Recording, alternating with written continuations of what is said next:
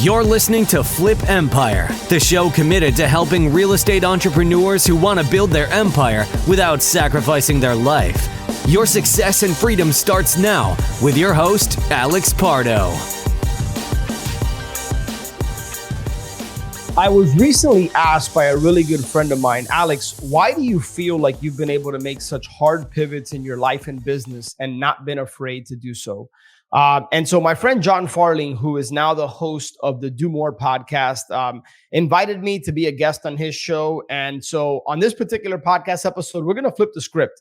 I think I shared things on his podcast that I don't know or recall that I've ever shared before, such as the answer to that question and several others that he asked me. And so what I thought I'd do is I realized there's new people that have started subscribing to the show. There's also people that have been listening for a while. And I don't know that I've covered some of the content and answered some of the questions he asked me on my show or on maybe some other shows I've been on. So I thought that I would just, with his permission, share this podcast episode with you because I think it can give you some insight, some maybe perspective that you're needing, or maybe give you a different lens in which to evaluate your life and your business from. Maybe you're faced with a particular challenge, or you're trying to solve for a particular problem. Or you're looking to make course correct and go in a different direction. Well, I've been faced with that on numerous occasions, both in business and also in my life. And I want to share this podcast episode with you because I think it may land with you, and I think it could really connect with some of you who are in a particular season in your life, or really no matter what season you're in. I think these are things that we need to be aware of. We need to consider.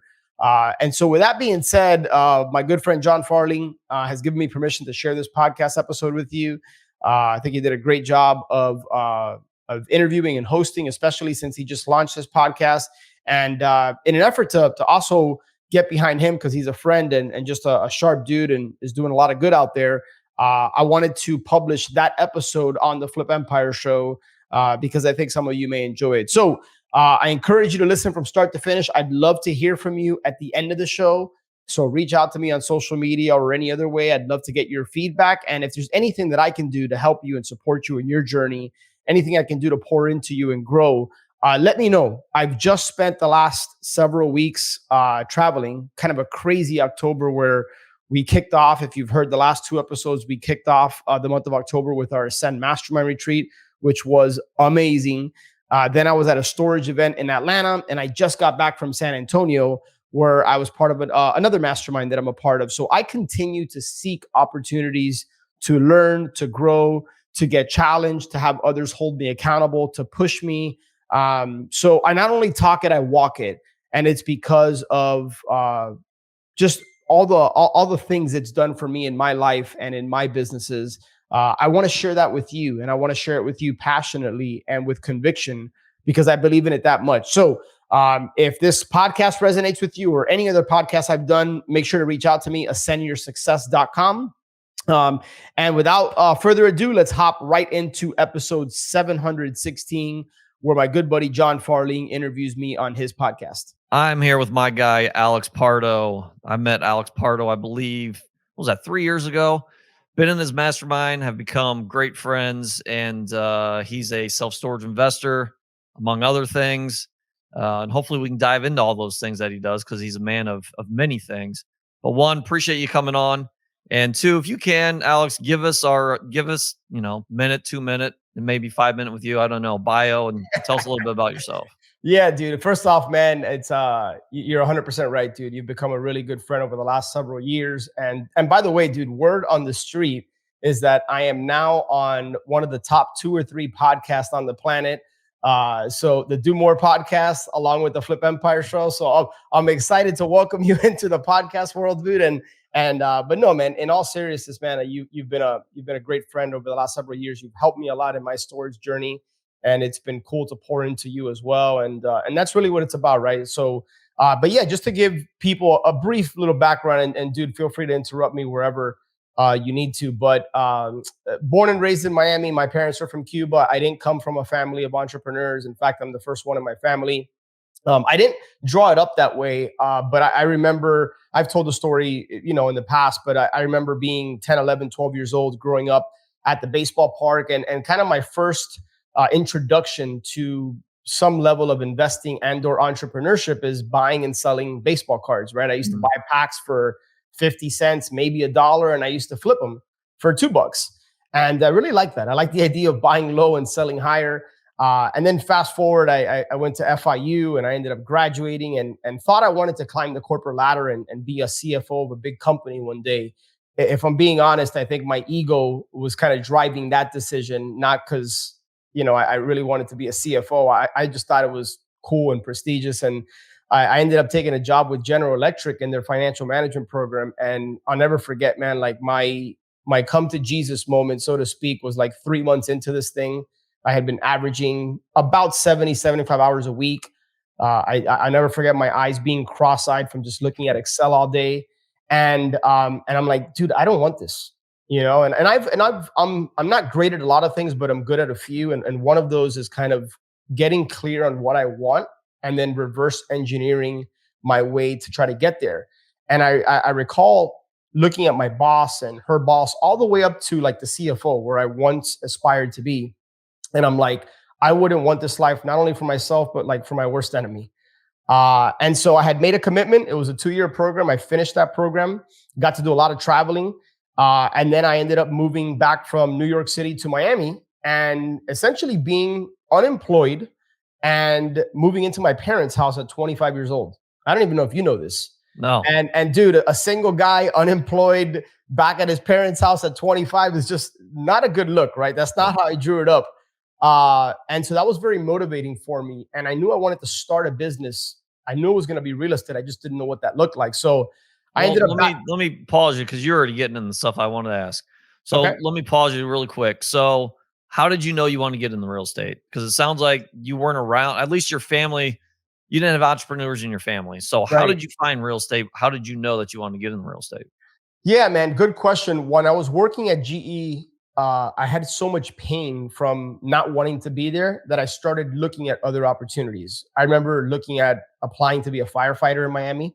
But I'm like, what am I doing? Like, I don't want to work for somebody. Like, let me just figure out what business I'm going to start.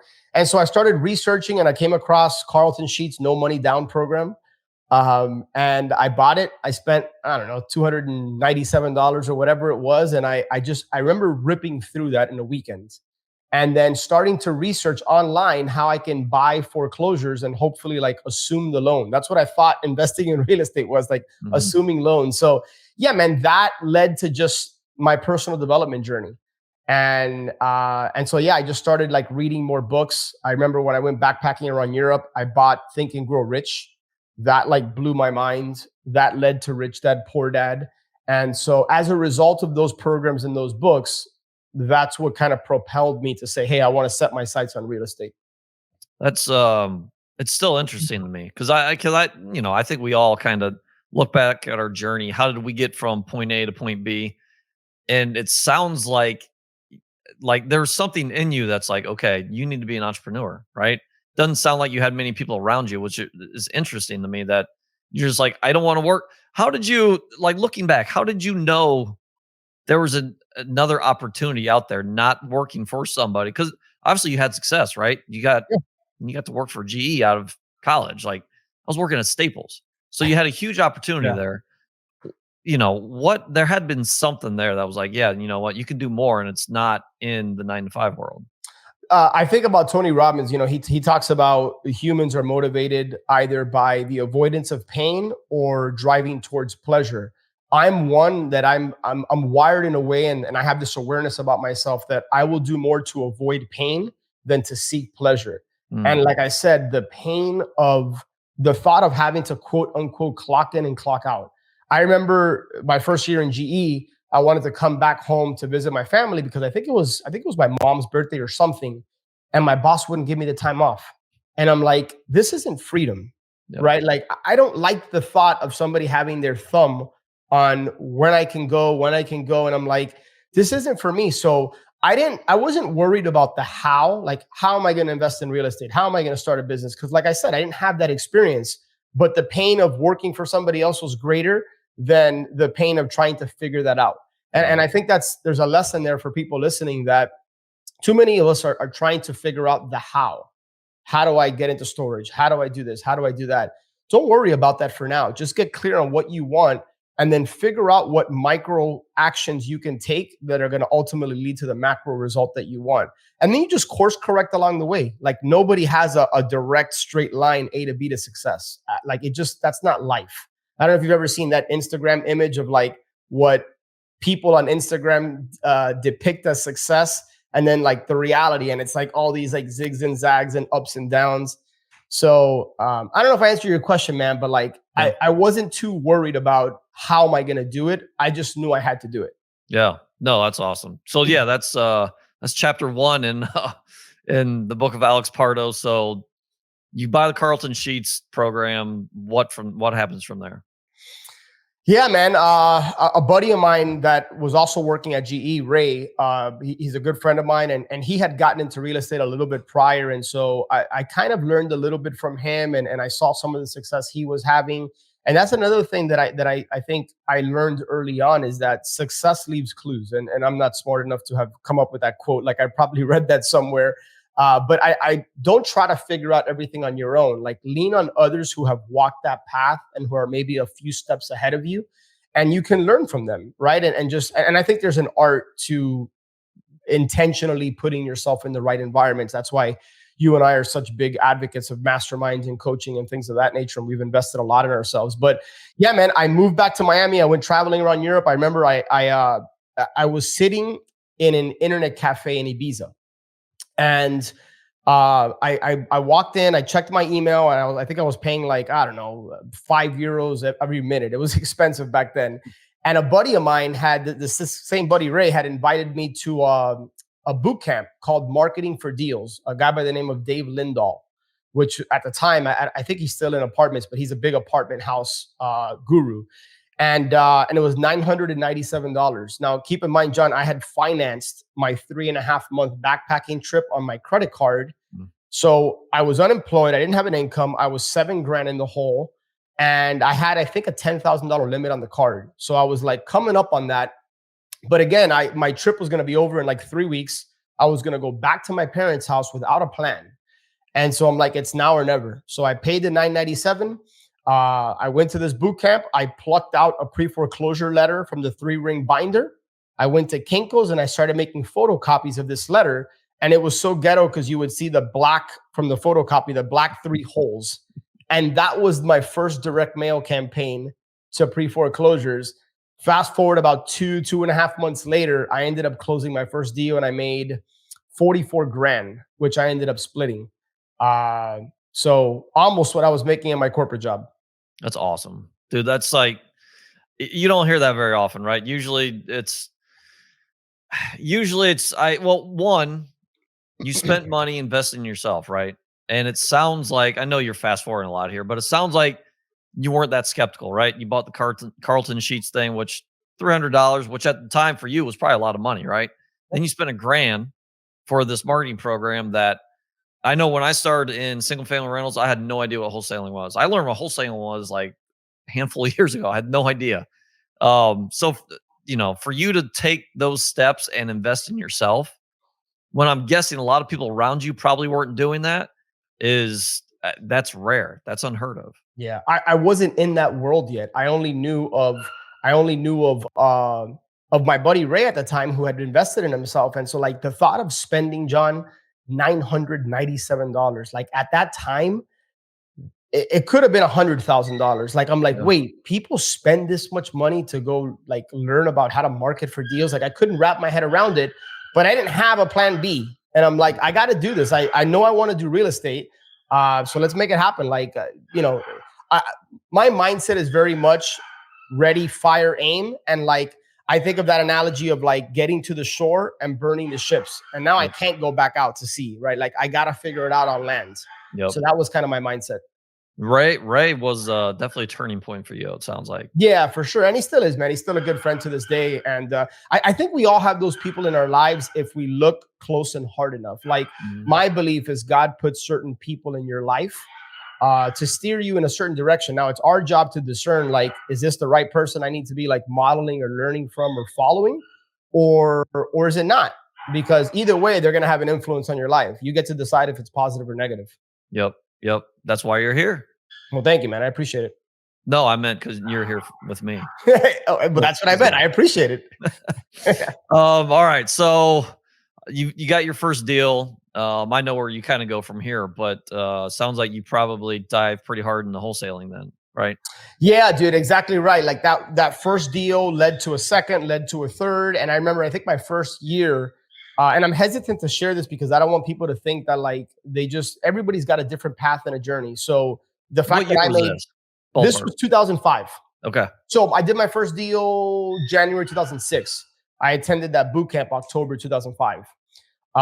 So yeah, man, I think in 2006, I probably did 10, 11, 12 deals, if I remember correctly. That's awesome. So again, ready, fire, aim. I leaned on a lot of direct mail. I leaned on a lot of door knocking and pre-foreclosures.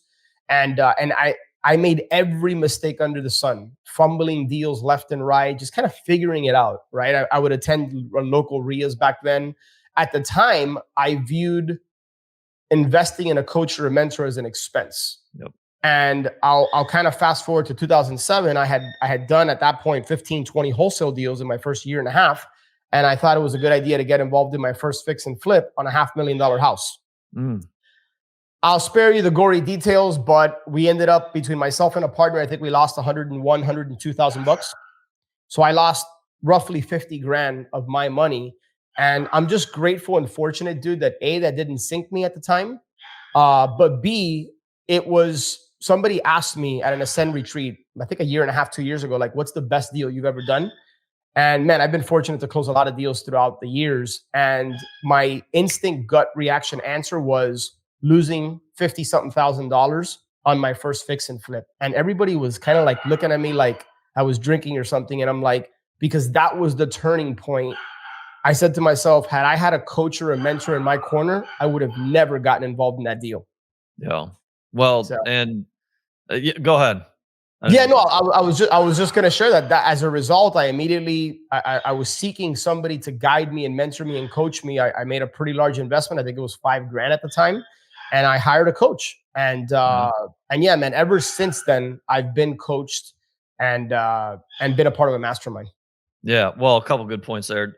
One, I think people are so afraid to lose. We're so focused on winning, right? Society, culture. And don't get me wrong, we all want to win, right? We're all competitive some sort of way. We want to win. But I think there's another part of that too, is we're afraid to lose. But really, you just said your greatest win was probably business-wise, your biggest failure, especially at that time, right? Yeah. There's so much that you learn from it, and you wouldn't be where you are today without that huge loss. That's right. That's right. Look, I think there's blessings within the failures. And if you're going to go through that pain, if you're going to go through the war, so to speak, draw something from it, right? Like the worst thing I could have done was like complain and moan and gripe about the fact that I lost a bunch of money. I could have pointed the finger at my partner. And I'm not sharing this to pat myself on the back, but I knew that there was something I was meant to learn as a result of that experience. Yeah. And looking back on it now, don't get me wrong, man, losing that money was really painful and it set me back. But looking back on it now, had I not done that, I probably would have gone years and years without investing in myself through a coach and mentor. And who knows where I'd be today had I not done that. Well, and when I say most people, probably 99% of people, because you had all these wins, right? All these single family deals that you're wholesaling, did a fix and flip, lost 6 figures. And you immediately turn to, most people would quit, right? Or go back to what they were doing and probably not learn all that much.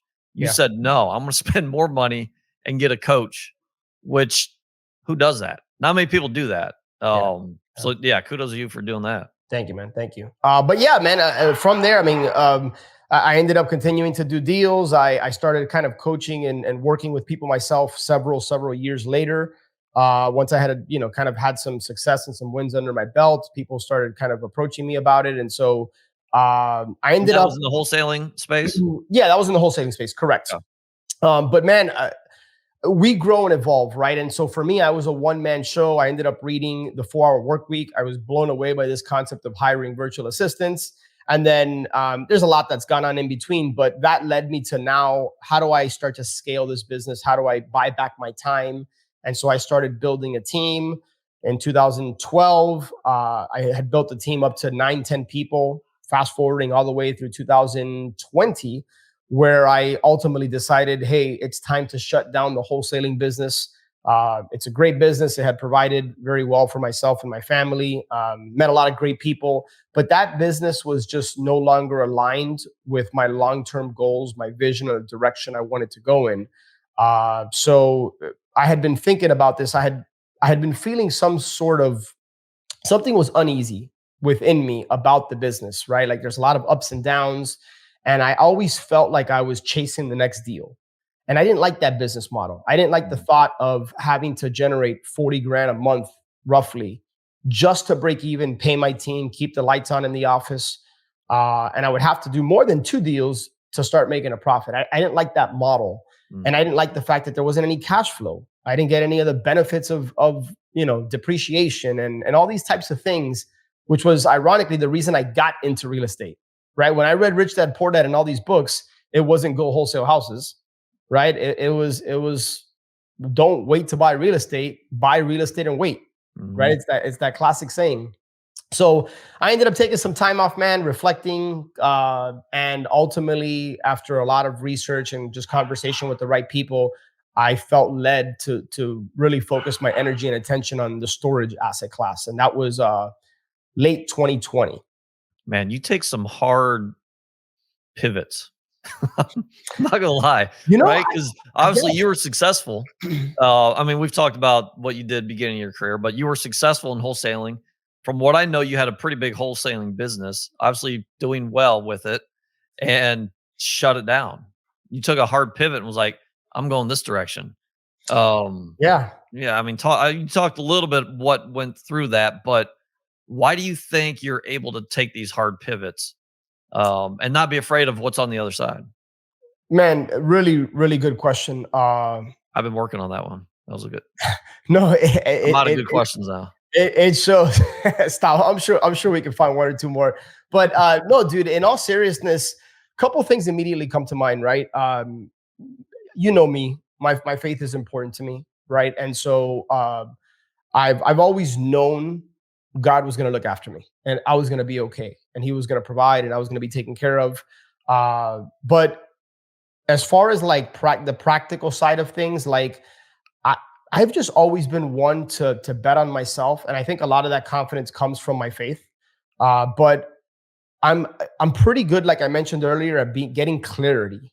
Like I'm good at for myself and helping others figure out what they want, why they want it, and is that sustainable? Like, what's the purpose behind it? And then figuring out a plan to get there. And I knew that, yeah, I could continue to have a nice living and continue to do wholesale deals. But I asked myself one particular question that was the turning point for me. I said, if I wake up and I'm doing this business 12 months from today, 3 years from today, how would that make me feel? And my immediate gut reaction was, I wouldn't be happy. I wouldn't be happy. So it wasn't so much about the money. It was about the fact that, like, as cliche as it sounds, dude, like the next minute isn't promised to us. And like, why do something that's not going to bring me joy and fulfillment? I remember I started the Flip Empire show in 2016, and I was genuinely receiving more joy and fulfillment from people reaching out, letting me know how much impact a particular show had on them, or thank you because I did this, I implemented this, and this was the result. Like, that made me feel so good. And it felt better than closing the next $20,000 wholesale deal. And I'm like, how do I lean more into that, which leads to joy and fulfillment and allows me to contribute and provide value, and less of what I don't want to do. So I think that's what those 2 things gave me the confidence to do a hard pivot. Yeah, it's still crazy. I remember talking to that's related to your story, another real estate influencer, big influencer in the space. I remember talking to him, and he said, I'm really not afraid to do big deals. I'm not afraid to do deals. I'm not afraid to pivot. He's like, what's the worst that can happen? I'll go live with, and he's got wife and a few kids. He's like, I'll just go live with my parents or live with her parents. It's like, I don't care. He's like, I know that I have the skills that'll make it back. Yeah. It sounds like, because obviously you've got a wife and 2 kids, and when you quit your wholesaling business, not quit it, but shut it down, Yeah. there had been some pressure there, right? There was, man, but look, I was fortunate that a couple years prior, I was involved in another business, that being our mastermind, and I had a few other investments that were able to provide for me. So I was able to kind of build a bridge, that allowed me to just kind of take a little bit of time off, and I realized, man, that some people listening want to do a hard pivot and they don't have that bridge. And I'm aware of that. And so I think you got to be very mindful of intentional of when you take your pivot, right? Like, I'm not the guy to give you the advice of like, hey, you got a wife and kids or whatever the case might be, go quit your 9 to 5 and just get into real estate. For some people, the sink or swim, back against the wall, like I have to come out swinging type of mentality works. For others, not so much. So I think you have to have awareness about yourself, how you're wired. I think there's a lot of value in figuring out your strengths, your God-given, talents, your abilities. I think we're all born with unique gifts and talents, and I think it's your job to figure out what that is, and then figure out how to multiply that.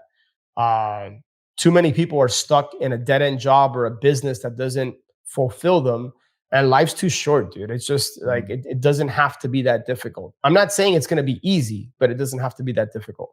Yeah, that's a really good point, because I do think a lot of people that one that's probably listening to my show are probably looking to get out of their 9 to 5 or looking for another avenue. So that's a really good point. When you started building your extra streams of income, sounds like other investments, a coaching program, mastermind.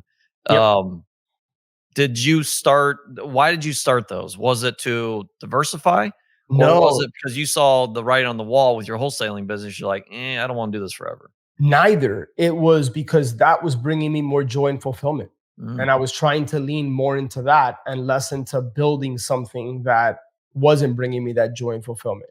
And don't get me wrong, it's a business, right? And so it's intended to be for profit, and it should be that way because that a profitable business allows you to now impact more people, right? So I'm not, Mother Teresa coming on here saying that money wasn't a factor. It just wasn't the main factor, right? So yeah, that was the main thing, man. The podcast has been a huge blessing, in so many ways, because I get to like check those boxes that are important to me. Contribution, I get to do something that I feel I'm pretty good at as far as communicating and just helping people, and then that is what led me to know that, like, hey man, I really like this feeling of selfishly. I like how I feel when I know I'm able to contribute and help somebody. So yep. how can I do more of that? And I had been heavily influenced, through masterminds and coaching throughout the years, that for me it just kind of made sense. Yep. Yeah. Well, and you're really good at, you obviously found a strength. You're really good at helping people. You're really good with connecting with people. Thank So you, brother. yeah, and this is a quick plug too. Flip Empire podcast, Ascend Mastermind. Check him out. I mean, he's got a lot to give. Thank you, my man. So from there, you're obviously pivoting the storage. Take us through that chapter. a Yeah, little bit. man, you and 2 or 3 other people, that there's been 4 or 5 people that have been just instrumental in my storage journey. I remember having a conversation with you about Ascend, prior to me even getting or even thinking about storage, and I remember you being in a 9 to 5, and then fast forward a year and a half later, and you got 2, 3, 4 storage deals under your belt, and you had left your 9 to 5. You were a big inspiration for me. But yeah, dude, I went into storage with a lot of confidence, and I would say to a certain degree unearned confidence. And I don't think I've ever said it quite that way, but I got into it like, dude, I got a lot of experience in real estate. Like, I know marketing, I know lead gen. Like, I'm gonna crush it, right? And this is what I was saying to myself. I wasn't, shouting this from the rooftops, right? But I think that confidence led to me just thinking it was going to happen seamlessly and effortless. And I remember, I think I had a conversation with you and some others in March, and I'm like, I committed to a storage mastermind in December of 2020 Mhm. and March of 2021, and I had no deals. And I'm like, I thought I would have had a deal within 30, 60 days. And then when I was honest with myself, I hadn't done the work. I had done a lot of education. I had done a lot of consuming of content, but outside of one direct mail campaign, I hadn't really done any work. And then that's when I got serious, like, okay, do I really want this or do I not? And the answer was I really want it. So that's when I started picking up the phone. I started sending more direct mail. I started to like really lean into it. And action is typically rewarded, especially if you have a certain belief and confidence and you just do the work. And I remember my storage coach at the time presented me with an opportunity to buy my first facility in Jackson, Mississippi. This was April of 2021. There was a lot of learning lessons, about a month and a half, 2 months worth of negotiation, which I made a lot of mistakes and I could have avoided all that. But I ended up getting the facility under contract late June, the day I was hopping on a flight to travel around Greece with my family. And then I ended up closing that deal September 9th of 21. It was just under 43,000 square feet. So that was my first deal. Yeah, and I think you zoomed past it, but you said it sounded like you were somewhat, I don't want to say overconfident, but confident going in the storage. It's a new asset class. It's new all the way around. Obviously, you can find deals, but while you're talking about that, you said you had belief and confidence. Yeah. Which I think is underrated at times. Because I look back too, like we all reflect back and think about, how did I get here? How did this happen? I think belief and confidence is a huge part, even though we still have that little bit of doubt. You had that belief and confidence that, one, you're surrounding yourself with the right people, you're educating yourself, you know how to find deals, you know how to build systems, build a business. Like, you have all these skills. You knew it was going to happen at some point, and you knew your willpower and drive to make it happen. That's right. That's right. And man, I think you touched on it. The fact that I had the right people around me gave me a lot of confidence. Now, I think the pendulum can swing the other way. In my case, it gave me so much confidence that I thought it was just going to happen and fall in my lap. And it didn't, right? Like, I had to do the work. And I think there's a lesson there, is that at the end of the day, like, don't think investing in yourself is some magic pill. Like, you got to do the work, right? Like John, I'll never forget this, dude. And I'll humble myself and share this. But I remember being at a Starbucks early on in my storage journey and getting on a phone with you and asking you how to measure something on Google, right? How do I measure the size of a facility? And like kind of getting stuck figuring out something so stupid that doesn't really move the needle. So I think back to that, to where I've come, and it's funny. You got to humble yourself and ask.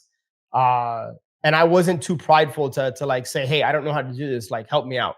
And that's I think that's a skill. I don't want to cut you off, but that's a huge skill that you are not afraid of. You are not afraid to ask questions. Sometimes it can be a lot of questions at once, but you're not afraid to, right? And that's how you're going to learn.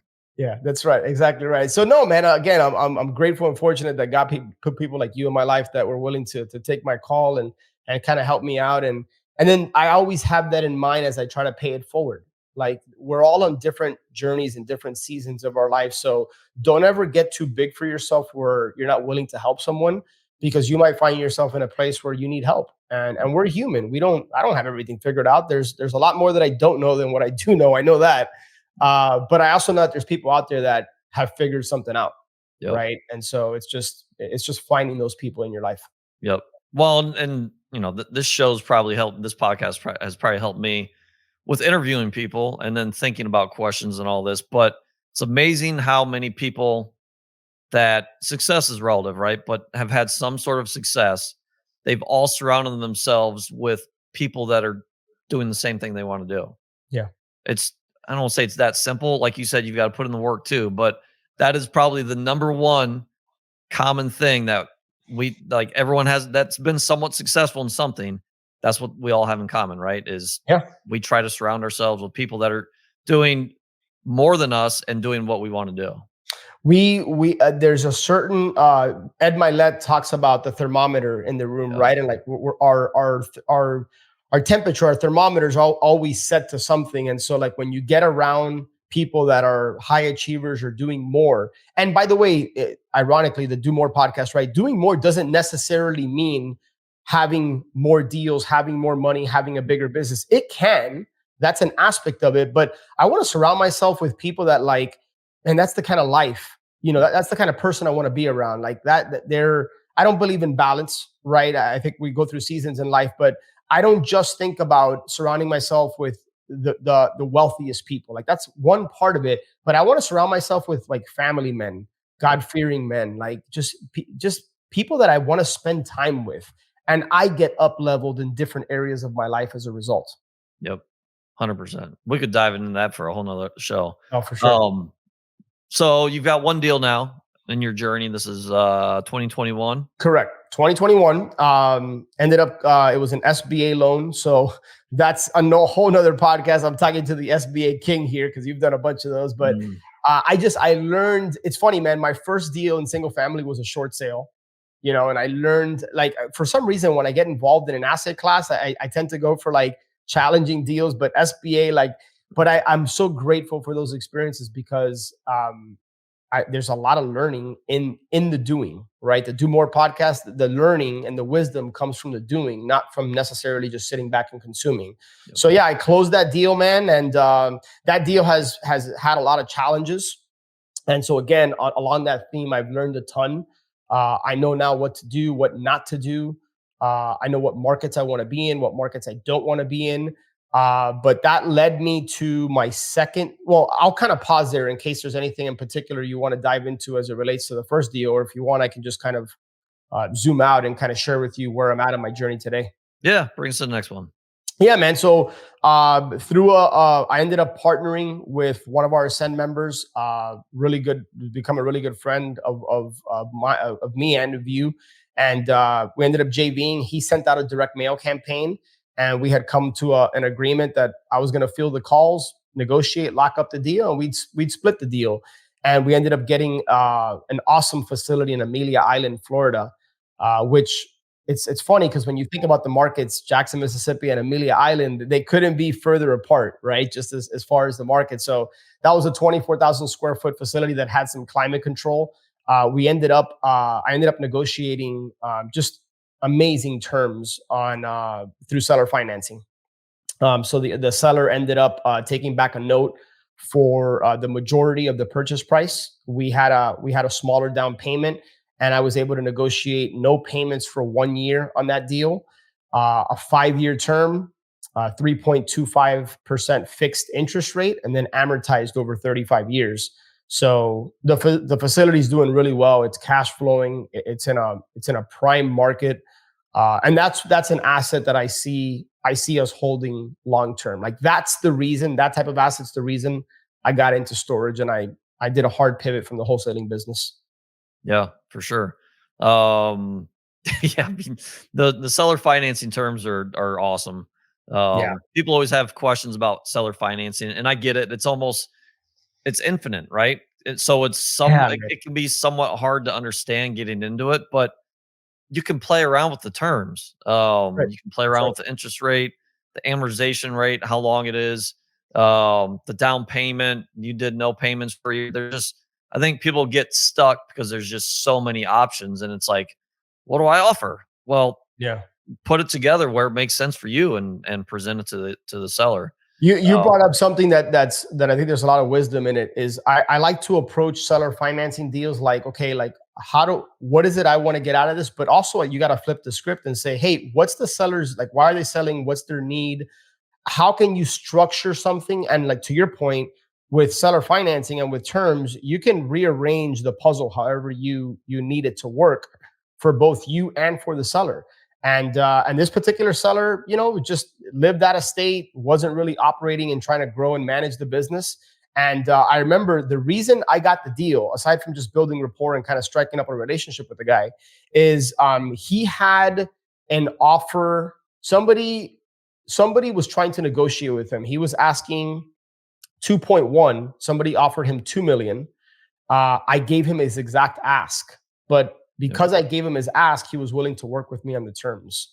And that was a great deal. Like sometimes, what's that saying, John? Like pigs get fed, hogs get slaughtered, right? Like sometimes we over negotiate, and we can negotiate our way out of deals. So again, that's probably a whole nother episode, but I'm glad that I wasn't trying to get greedy and squeeze the guy. I saw a deal, the numbers made sense. It was great terms, great market. And I gave the guy exactly what he was looking for. Yep. Yeah, I mean, ton of points there. I agree. I'm a terrible negotiator. I say that, but You're not. That's I not want it to true. be You're a not giving win-win. yourself enough credit. What's that? You don't give yourself enough credit. That's not true. Yeah. Well, no, we have similar outlooks on it, right? We want it to be a win-win. If it Right. works for me and it works for the seller, and we both feel like we won, then I feel really good at the end of the day. I don't think I've fleeced anybody on any deals. I think every deal that I've gotten, people are like, I'm getting the deal of a century. Um, so yeah, I think we have the same. But yeah, I try to give the price, right? And Yep. I've done that with seller financing where guys like, this is my price. I'm like, okay, that's your price. I want to try to get my terms with seller financing. That's And it's right. worked out a few times. So, because I do want to keep this another 10 minutes or so. Yeah. So you've bought a few more deals. I know you've I wholesaled one or I had, two. man, and I should really, my first deal wasn't the one in Jackson. My first deal was with you and Ian, right? Like, Yep. so and that's your story to tell, right? But you were, you brought me into a deal. You generated the lead, and I looked at it, and I thought I was maybe going to be the buyer for it, and then we talked about, hey, there's these other options we can do with this deal, and so technically my first deal was with you, my brother, you and Yeah. Ian, Well, which I'm super grateful for. yeah. Well, and here's the power of relationships that it comes up every show that I do. I think every time you talk, it probably comes out of your mouth too. It's how many deals have you done? Well, for one, we did do a wholesale deal together. I know nothing about wholesales. I brought you and Ian in to help out with that, and Yeah. it worked out for the three of us. Talk about how many deals have you done in storage? How many have you bought that weren't brought to you from a relationship that you found on your None. own? None. It's crazy. None. It's So crazy. I just closed my fifth one yesterday, which was my second wholesale. It just closed Congrats. yesterday. Thanks. So I own three now, and I've wholesaled two. Every single one of those was driven by a relationship. Isn't that crazy? But it doesn't surprise me, guys, and that's why uh, it's all about relationships. It really is. And I know that that's everybody says that, but like, do you live it? Right? Like, that's the thing. Like, it, but are you living it? Are you investing in relationships? And are you doing it to get something, or are you doing it because you want to help somebody and you want to contribute? And eventually laws of reciprocation will tip back in your favor. But man, I'm about pouring into the right relationships and growing those accounts. Like, that's what I'm about. Yep, 100%. So I guess where to now? You've got a successful podcast. You've got a successful mastermind. You're obviously growing in self storage. I know you've done some other ventures along the way that probably dropped off too because they didn't work as well. But where to for you next 5-10 years? Where do you see yourself going? Yeah, I want to lean more into the service side of I want to continue to work with people. I feel that that's my calling. And now how that looks, I think will probably evolve throughout the years, and I'm very open to that. I'm not. One thing I want to share with people that may or may not be helpful, but it's been helpful for me is, you kind of, what's that saying? Like, you make plans and God laughs. So I'm flexible. I know what I want, and then I'm trying to figure out the best route there, but I'm not dead stuck on a certain path. And so I know storage, and eventually I wanna transition into the I quadrant, right? Like Robert Kiyosaki in his second book, The Rich Dad Quadrant, I think it's called. Yep. He has the S, self-employed, the E, the S, self-employed, the business owner, and the investor. Eventually, I want to transition to the investor, and I want to work with the right operators and just have my capital, have my relationship building skills. I want to lean into adding value to other people's deals with things that are my strengths that fill me up with energy versus being the operator, right? Like, I'm glad I'm the operator now because I've learned a lot, but I know that long term, that's not really where I want to be as it relates to like just getting involved in deals. So I have a certain cash flow goal that I want to hit with storage.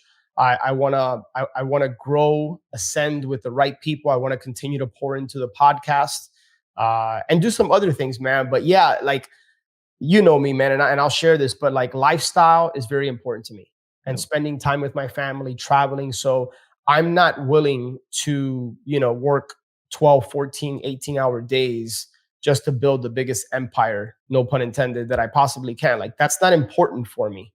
Don't get me wrong. I want to continue to strive and grow and achieve more. And I want to do it honoring my vision, right? Yeah. And within the boundaries and frameworks that I set, so that I can never miss my daughter's dance competition or take my daughter to pickleball lessons or just be there, because that's what really matters. Yep. 100%. So that actually leads into one of the questions that I thought about this morning, thinking about what questions I may ask you, which this is an easy interview for me, right? Like you're carrying along the interview. But what do you have so much going on? And I know just from doing a few shows with the podcast, like creatively, you may have an idea pop up for a show or a question just come from out of nowhere and you're eating with the family. So how do you unplug? Do you completely unplug when you're with your family? What does that look like? Man, again, good question. I knew you had it in you. So this is a tough one to answer, man, because it's a tough one to answer from the perspective that I'm more aware now, more than ever, that sometimes I fail in this area of my life, right? But because I'm aware, I'm striving for growth in this area. And I had an experience with my, at the time, so let me see, Ariana was born in 2015. I think this was 2018. I'll quickly share this story. We were in our playroom, the girls' playroom in our first house that we bought when my wife and I got married. And we were just playing like catch and playing with toys. But I was there in body, but not really in mind. And I had my phone like next to my lap. I was sitting down on the floor on this play mat that she had. And I remember seeing a bunch of Podio messages. Podio was like our CRM at the time for the wholesaling business, just firing off all these different like things that were going on within the team and within deals. And I was so distracted, and that phone was like a magnet to me, that I wasn't being present with my daughter. And I remember, and this is, at once I was embarrassed to share this, but I think hopefully the story resonates with people. I was so messed up as far as where my priorities were, that I intentionally threw the ball across the house so my daughter could go chase it. So I had time to pick this stupid thing up, to look at the messages. And even sharing that hits me a certain way, because it was like a wake-up call for me. I'm like, man, what am I doing? Like I got to realign certain priorities. And that was a wake-up call for me. So I remember at the time, and I had an office at that point, but like I would walk in the office, I would try to decompress at least 10 minutes. My office was like literally down the corner from my house, but I would try to decompress before I walked in the door. I immediately like embraced my family, said hi to them. I went to my room and I'd put this thing away. And I wouldn't pick it back up until we put them down for bed. Yeah.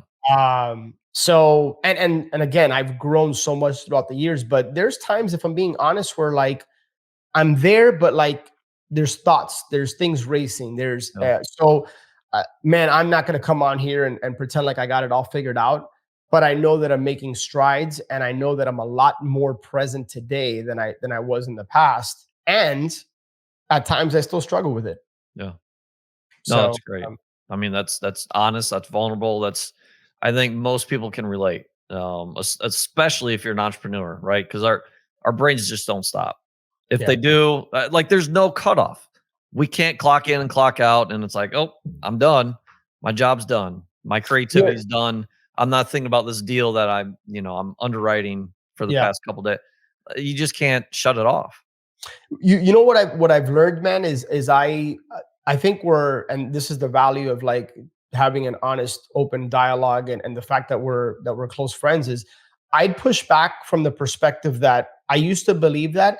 And then I started to figure out and learn tools that would help me unplug. Like as an example, transcendental meditation, which I do, pretty much every day, twice a day, has really allowed me to slow down my thoughts, quiet those voices.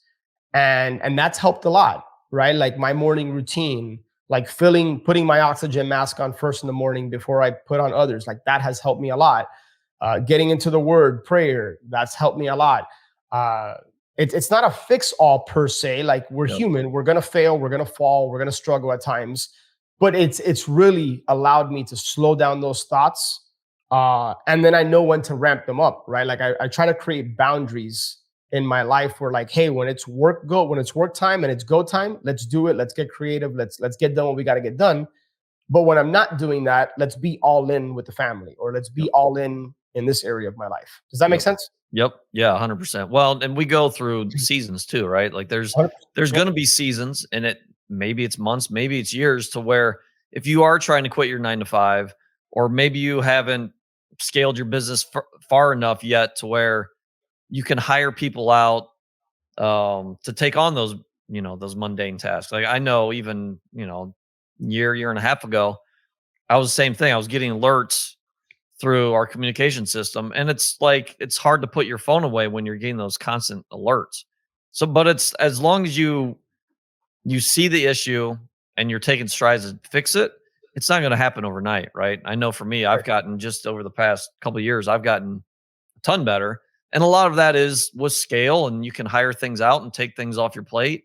Yeah. And now I don't have to be concerned about things, when I'm around family. So, Yep. And you can also put guardrails, like, as a simple example, putting your phone on airplane mode, yeah. like 20 minutes, 30 minutes before you go to bed. Like there's things you can do to help and facilitate it. You just got to be willing. Like, are you willing to do the work? Yep. Right. 100%. So last question. What do you think is and I could probably answer this knowing you, what do you think is your biggest trait that has made you successful professionally and personally? Man, I'm tempted to like throw the ball back in your lap to see what you would answer. No, you can't steal my answer. You've told me before, so I want to hear your answer today. Man, I'm feeling some pressure now because I don't know what I told you. And so what do I think has contributed to my success? Essentially is the question. Yeah, professionally and personally, because I think they overlap. I mean, I'll share with you just unfiltered thoughts, what hits me right away, because oftentimes that's the right answer.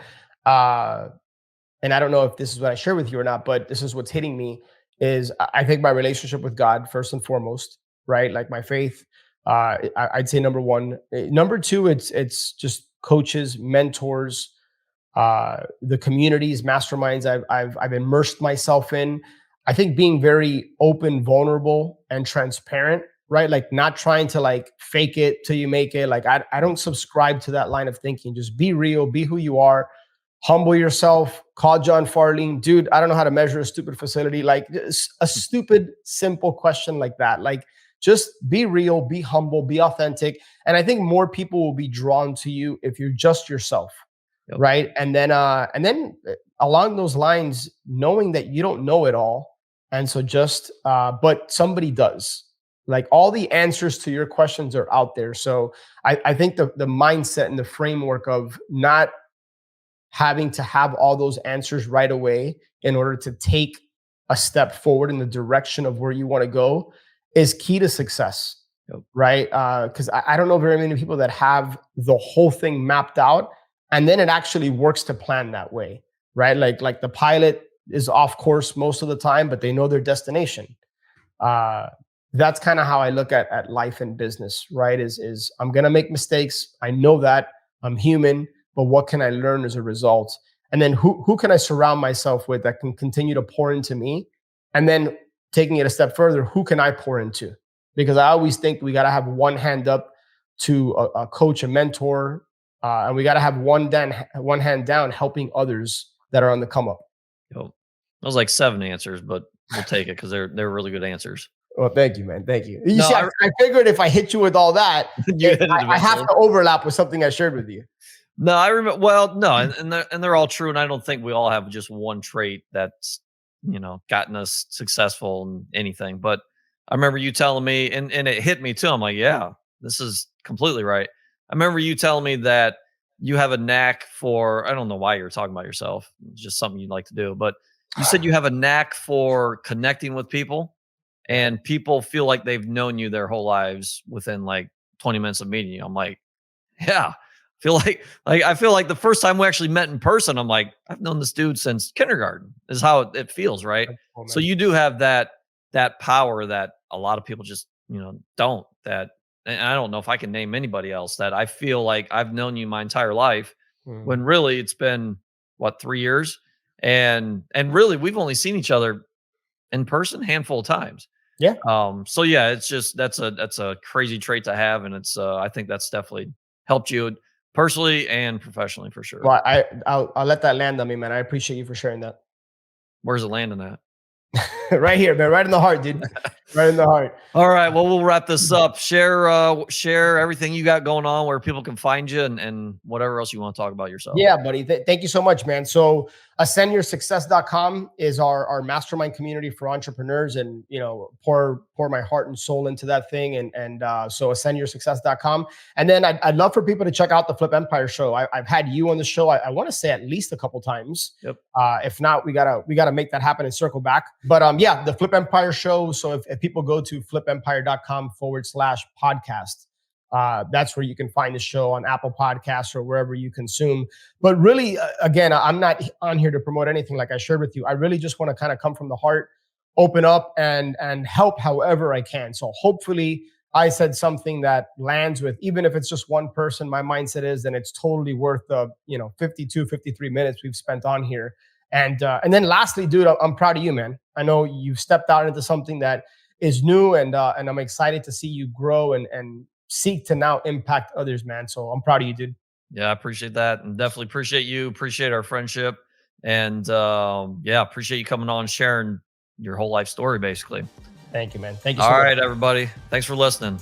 Take care. See you next time. All right, my friend. I hope you enjoyed that Flip Empire episode and got a lot of value out of it. Make sure to check the show notes page for any resources that were mentioned. And speaking of resources, honestly, I don't think I've done the best job of sharing with you my top curated, highly recommended tools and resources that I use in my business or have used in my business. In some cases, these are affiliate relationships with people that I highly trust and respect. And I know these tools and resources can help you and your business go to the next level. And as an ethical bribe, if you decide to try out one of these resources using my link, I will go ahead and send you an unadvertised bonus. I'll send you something of high value. All you got to do is shoot me an email, alex@flipempire.com. Go ahead and let me know that you tried out this resource, and however I can help you getting started with that, chances are that I know it very, very well and currently use it or have used it. So make sure to check that out, flipempire.com/resources. And if I can be of help or service to you in any way, just shoot me an email, alex@flipempire.com, and I will do anything I can for you. Have an amazing day, and I'll catch you on the next show.